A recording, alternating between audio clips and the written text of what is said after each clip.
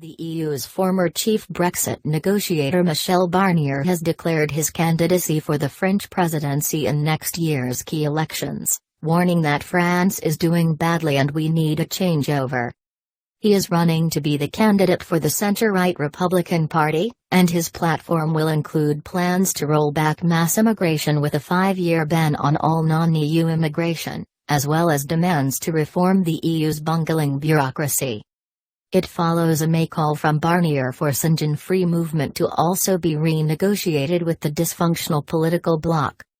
He also insisted that he wants to be the president of a France that is reconciled, to respect the French and have France respected, a far cry from the cosmopolitanism and globalism of incumbent Emmanuel Macron, who once famously declared that there is no French culture.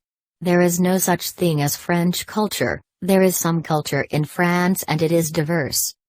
Barnier's opposition to mass immigration and criticisms of the corrupt and inefficient European Union will shock many, with Barnier becoming a totemic figure of the EU establishment in recent years as he spearheaded Brexit talks on behalf of Brussels. Perhaps some good old-fashioned Brexit common sense rubbed off on him.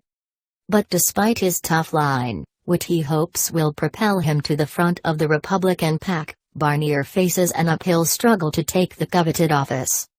Virtually all opinion polls conducted in recent years show the final head-to-head second-round showdown coming down to incumbent Emmanuel Macron and nationalist firebrand Marine Le Pen, a rematch from 2017, where Macron won nearly two-thirds of the vote, but with surveys now showing the race significantly tighter.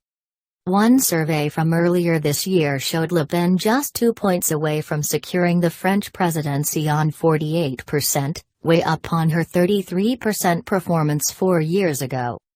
Her presidential hopes could be boosted by widespread dissatisfaction with Macron's handling of the coronavirus pandemic, as well as his liberal attitude to inward migration from Afghanistan in recent days, with 5 known terror threats being airlifted into France earlier this week.